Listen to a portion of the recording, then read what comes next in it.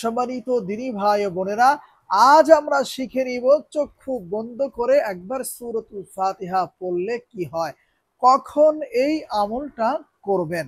পরামর্শ থাকবে, ফজরের নামাজের পরে আমার দেখানো পদ্ধতিতে একবার আমলটা করে নেয়ার চেষ্টা করবেন।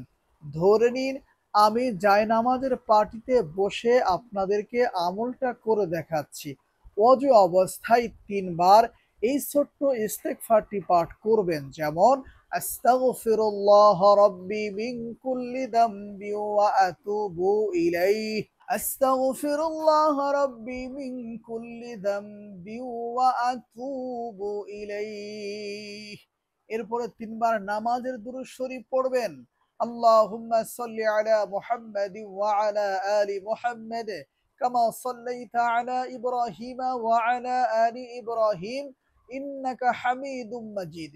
আল্লাহুম্মা বারিক আলা মুহাম্মাদিন ওয়া আলা আলি মুহাম্মাদ কামা বারাকতা আলা ইব্রাহিম ওয়া আলা আলি ইব্রাহিম ইন্নাকা হামিদুম মাজিদ। এরপরে চক্ষু দুইটা বন্ধ করে নিবেন। খুব ধ্যান এবং খেয়ালের সাথে আপনি সূরাতুল ফাতিহা এই নিয়মে পড়া শুরু করবেন, যেমন আউযু বিল্লাহি মিনাশ শাইতানির রাজীম, বিসমিল্লাহির রহমানির রহিম, আলহামদুলিল্লাহি রাব্বিল আলামিন, আর রহমানির রহিম, মালিকি ইয়াউমিদ্দিন, ইয়্যাকা না'বুদু ওয়া ইয়্যাকা নাস্তাঈন, ইয়্যাকা না'বুদু ওয়া ইয়্যাকা নাস্তাঈন, ইয়্যাকা না'বুদু ওয়া ইয়্যাকা নাস্তাঈন, اهدنا الصراط المستقيم صراط الذين أنعمت عليهم غير المغضوب عليهم ولا الضالين।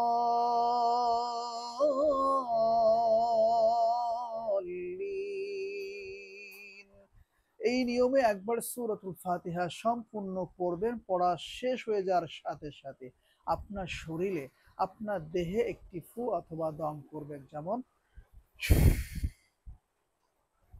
এরপরে চক্ষু বন্ধ করা অবস্থায় ২ বার দুরুদে ইব্রাহিম অথবা অন্য কোনো দুরূদ শরীফ পাঠ করবেন। সম্মানিত দিনী ভাই ও বোনেরা, এই নিয়মে নিয়মিত কন্টিনিউ প্রতিদিন ফজরের নামাজের পরে একবার করে সূরাতুল ফাতিহা পড়বেন আর আপনার দেহে ফু অথবা দম করে নিবেন। সম্মানিত দিনী ভাই ও বোনেরা, এখন আপনাদেরকে বলে দিব চক্ষু বন্ধ করে একবার সূরাতুল ফাতিহা পড়লে কি হয়।